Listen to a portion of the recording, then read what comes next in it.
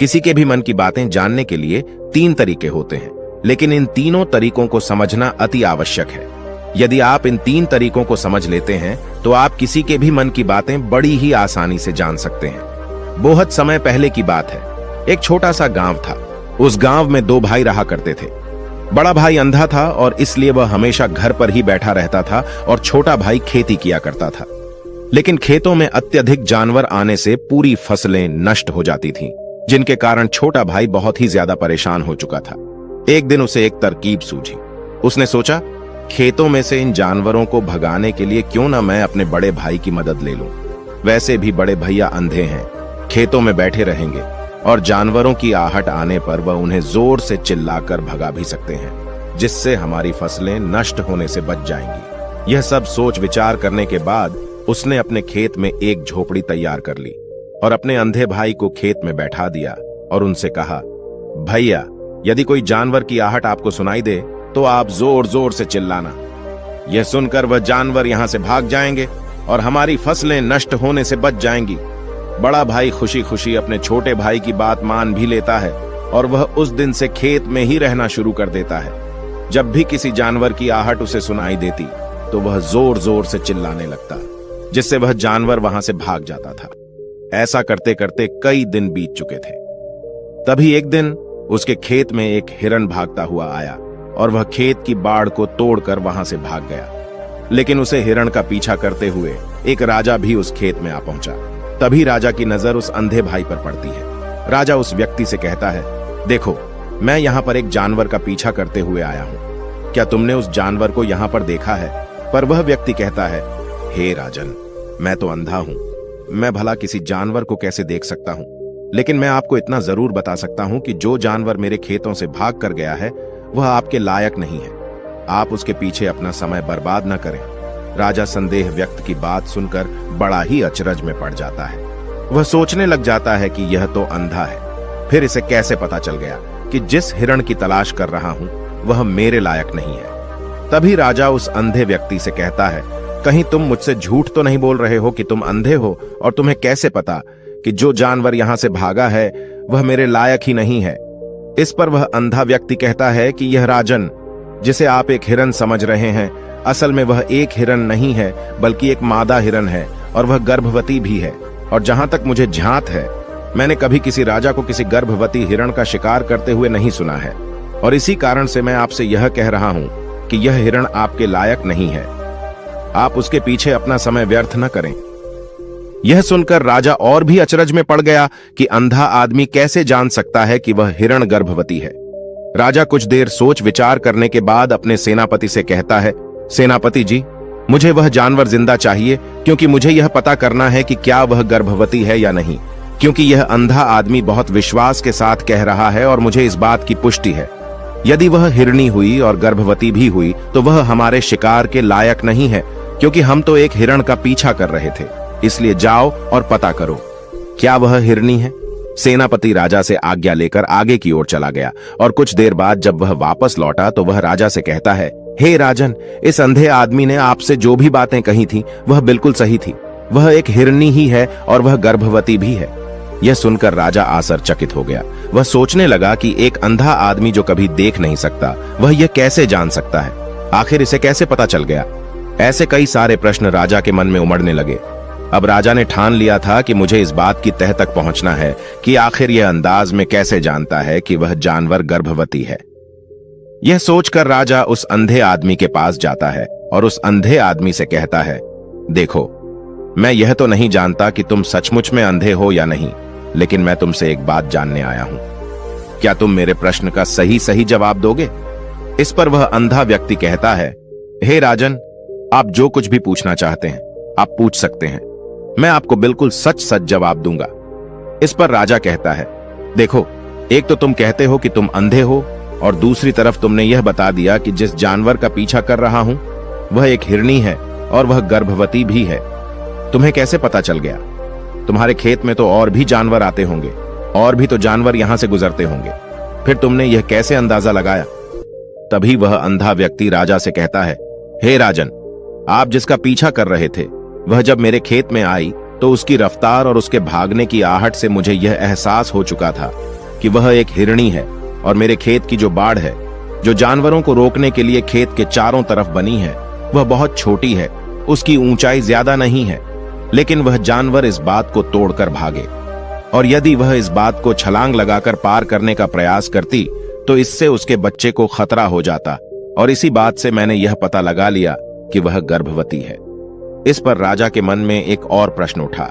राजा ने कहा कि तुम्हें कैसे पता चल गया कि वह एक हिरणी ही है, और भी 2 जानवर यहां से आते जाते होंगे।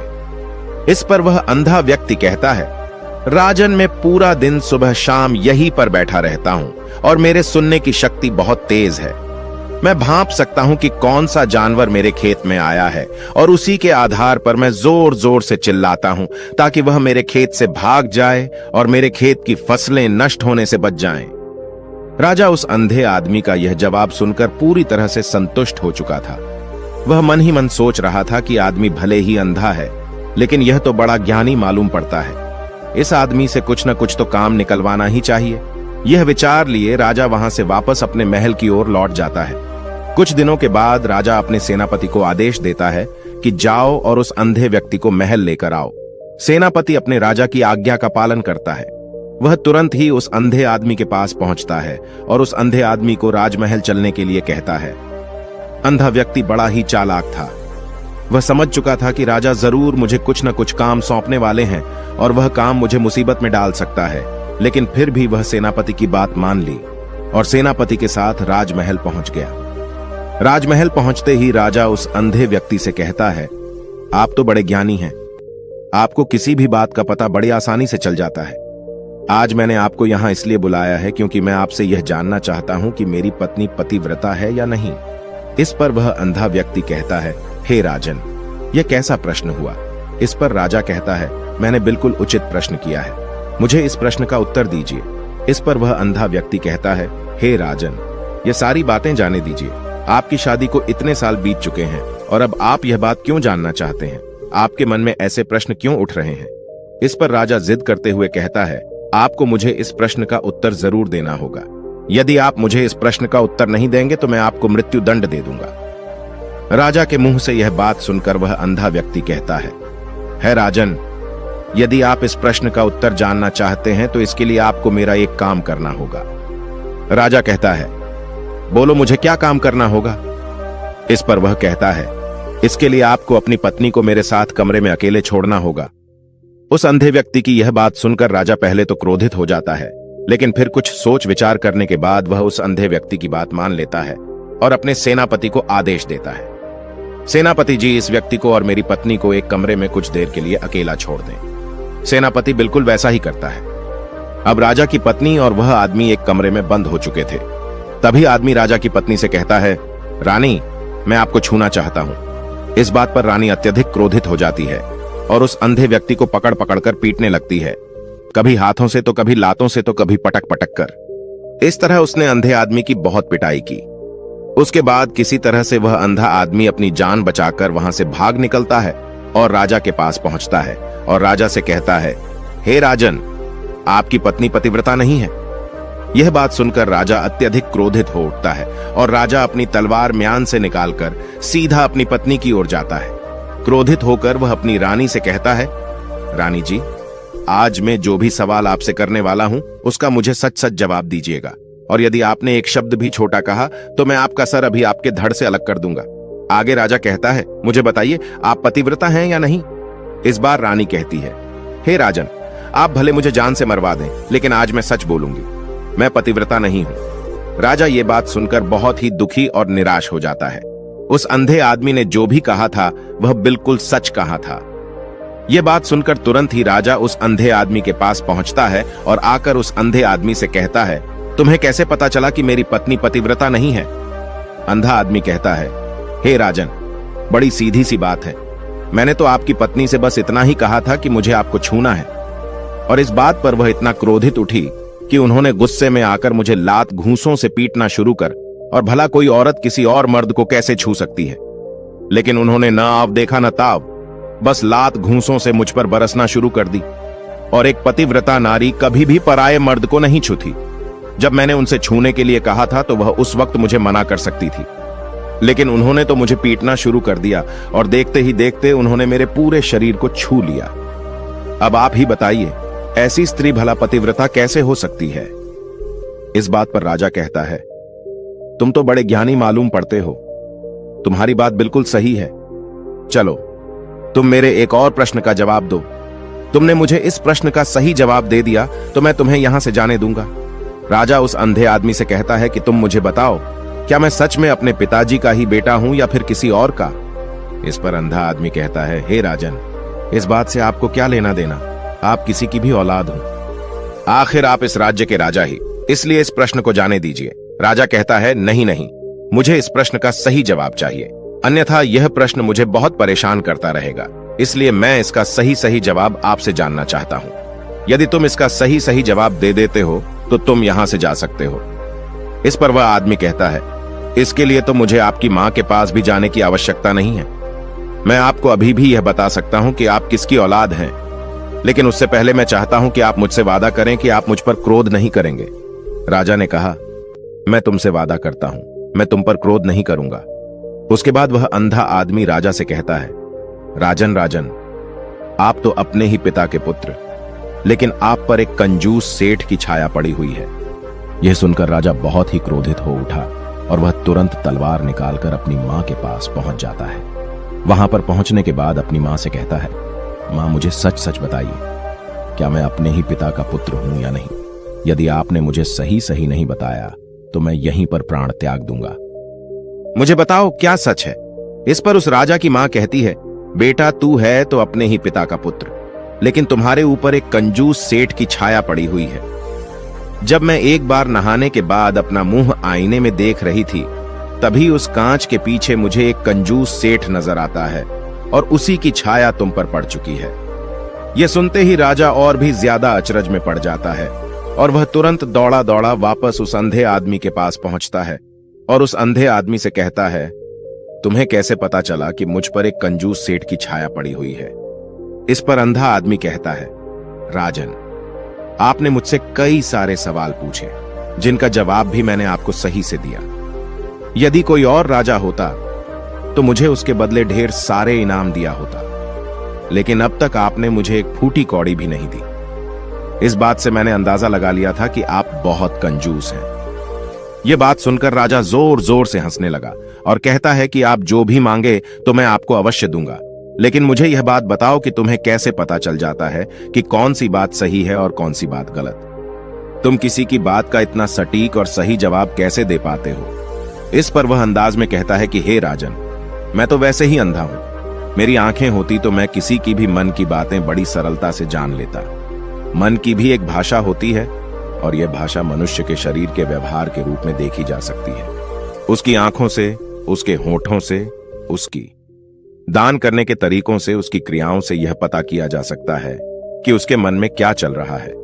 उसके आधार पर हम किसी के भी मन की बातें जान सकते हैं, लेकिन मैं तो जन्म से ही अंधाज हूं, मैं देख नहीं सकता, इसीलिए मैं क्रियाओं से देखता हूं। यदि मुझे कोई बात जाननी होती है तो अगले आदमी को मुझे कुछ काम देना पड़ता है, जिस पर वह व्यक्ति किस तरीके से उस काम को करता है, उसके आधार पर ही मैं यह पता लगा पाता हूं कि आखिर उसके मन में क्या चल रहा है। तभी वह राजा कहता है, तो इसका अर्थ यह हुआ कि मैं भी किसी के भी मन की बातें जान सकता हूं। इस पर वह अंधा आदमी कहता है कि हे राजन, अवश्य, किंतु उससे पहले आपको अपने ऊपर काम करना होगा और वह अपने मन को शांत करना, अपने मन को वर्तमान में लाना, जिसके लिए मैं आज आपको 3 तरीके बताने वाला हूं।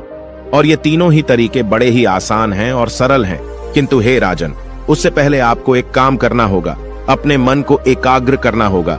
जब हम अपने मन को एकाग्र करते हैं, अपने मन को वर्तमान में लाते हैं, तो हम दूसरे के मन की बातें जान सकते हैं, क्योंकि वह आदमी अभी भी अपने मन में वर्तमान में ही सोच रहा है और हमारे मन को वर्तमान में ही लाना होगा, तभी हम उसके मन की बातें जान सकते हैं। यदि हम अतीत में हुई घटनाओं के बारे में सोच रहे होंगे तो जो अगला आदमी में सोच रहा है, वर्तमान में अपनी मन में बात कर रहा है, वह हम कैसे जान पाएंगे? क्योंकि हम तो अतीत की घटनाओं में डूबे हुए हैं। इसलिए किसी के भी मन की बातें जानने के लिए सबसे पहले हमें अपने मन को एकाग्र करना होगा, उसे वर्तमान में लाना होगा। फिर वह अंधा व्यक्ति राजा से कहता है, हे राजन, जो 3 तरीके मैं आपको बताने वाला हूं, इन 3 तरीकों से आप बड़ी आसानी से किसी के भी मन की बातें जान सकते हैं। यह राजा जो सबसे पहला तरीका है वह आंखों पर ध्यान देना। किसी व्यक्ति से बात करते हुए उसकी आंखों में देखना, उसकी आंखों पर ध्यान देना ज्यादा जरूरी है, क्योंकि आंखें बोलती नहीं और बहुत कुछ कह जाती हैं। यदि हम किसी व्यक्ति की आंखों को, इशारों को समझना सीख जाएं, तो हम यह जान पाएंगे कि व्यक्ति के दिमाग में क्या चल रहा है, वह क्या सोच रहा है और अभी वह क्या करने वाला है। मेरे पास आंखें नहीं हैं, लेकिन मैंने अपने गुरु से यह विद्या सीखी है, क्योंकि बहुत साल पहले मेरे पास आंखें थीं और मैं उस वक्त लोगों के मन की बातें केवल आंखों में ही देखकर जान लेता था। इसलिए यदि आप भी दूसरों की बातें जानना चाहते हैं तो आपको भी उनकी आंखों पर गौर करना होगा, जैसे कि वह कब और कहां किधर देख रहे हैं। वह आंखों को इधर उधर घुमा रहे हैं या फिर उसकी आंखें खुश नजर आ रही हैं, और फिर आंखों में कहीं निराशा तो नहीं है, जैसा कि एक चोर होता है। उसकी आंखों में जब हम देखते हैं तो हमें यह पता चलता है कि अगला आदमी ने कोई गलती की है। ठीक उसी प्रकार जब हम किसी चालाक व्यक्ति की आंखों में देखते हैं तो आपको पता चलेगा कि उसकी आंखों में चालाकी होती है। यह एक बहुत ही सीधा और आसान तरीका होता है। यदि आपको यह पता लगाना है कि सामने वाला व्यक्ति आपसे झूठ कह रहा है या फिर सच कह रहा है, तो आपको उसकी आंखों में ध्यान देना अति आवश्यक होता है। यदि आपसे बात करते वह व्यक्ति अपनी आंखें इधर उधर घुमा रहा है या ऊपर नीचे, इधर उधर दाएं बाएं रहा है, तो इसका अर्थ यह हुआ कि वह इस बात से निकलने का कोई रास्ता ढूंढ रहा है, वह कोई झूठ बना रहा है।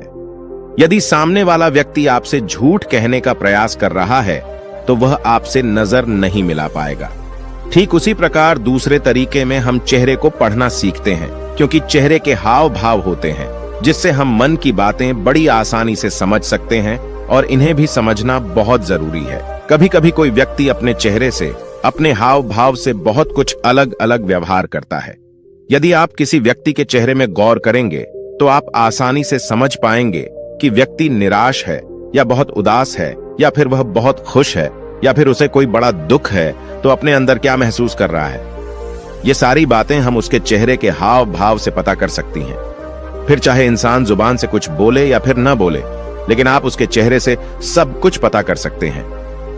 आगे अंधा व्यक्ति राजा से तीसरा तरीका बताते हुए कहता है कि हाथों के शरीर का व्यवहार, मन की बात समझने के लिए हमें हाथ के इशारे और शरीर के व्यवहार को समझना बहुत ही आवश्यक है। कोई व्यक्ति जब भी बात करता है, जो आपने देखा होगा कि वो अपने हाथों को हिलाता है, अपने हाथों से इशारा करता रहता है। वह बातों के साथ साथ अपने शरीर का जो व्यवहार है उसका भी पूरा उपयोग करता है, जिससे हमें यह पता चल पाता है कि वह व्यक्ति हमारी बातों पर कितना ध्यान दे रहा है और उसके मन में क्या चल रहा है। शरीर के व्यवहार को देखने के लिए उसके हाथ हिलाने के चेहरे पर बार बार हाथ लगाने और हाथों को एक दूसरे पर मसलना, ऐसी बहुत सी क्रियाएं करता है। उस पर हमें ध्यान देना अति आवश्यक है। मन की बात को समझने के लिए हमें शरीर के विज्ञान को भी समझना पड़ता है। यदि हम इन 3 तरीकों को अच्छी तरह से समझ लेते हैं तो हम बहुत जल्दी किसी भी व्यक्ति के मन की बातें बड़ी सरलता और सहजता से जान सकते हैं। इसलिए यदि आपको किसी के मन की बातें जाननी है तो आपको उसकी आंखों पर, उसके चेहरे पर, उसके शरीर के हाव भाव को और उसके हाथों को ध्यानपूर्वक देखना होगा और समझना भी होगा, जिससे आप यह समझ पाएंगे कि आखिरकार उसके मन में क्या चल रहा है और वह क्या सोच रहा है। लेकिन उससे पहले आपको अपने मन को एकाग्र करना होगा, शांत करना होगा और अपने मन को वर्तमान में लाना होगा। तभी आप उस व्यक्ति की इन सभी क्रियाओं पर ध्यान दे पाएंगे और उन्हें समझ पाएंगे। आप यदि अतीत की घटनाओं में व्यस्त हैं, भविष्य की योजनाओं में व्यस्त हैं, तो आप उस व्यक्ति के हाव भाव पर कभी ध्यान ही नहीं दे पाएंगे और न ही आप कभी भी समझ पाएंगे कि आखिरकार उस व्यक्ति के मन में क्या चल रहा है, वह क्या सोच रहा है। या काम कोई भी कर सकता है, या एक प्रकार की विद्या है जो मुझे मेरे गुरु ने सिखाई है। राजन, अगर आपको यह जानना है तो मेरे साथ आपको कुछ दिन रहकर इसका अभ्यास करना होगा। राजा तुरंत राजी हो जाता है और वह उस अंधे व्यक्ति को अपने राज्य का राजगुरु नियुक्त कर देता है और खुद अंधे व्यक्ति का शिष्य बन जाता है। तो दोस्तों, ये कहानी आपको कैसी लगी? उम्मीद है इस वीडियो से आपको बहुत कुछ पता चला होगा। और अगर आप नए हैं तो हमसे जुड़ने के लिए इस चैनल को सब्सक्राइब करना मत भूलिएगा। मिलते हैं अगली वीडियो में कुछ नए विचारों के साथ। तब तक के लिए आपका बहुत बहुत धन्यवाद।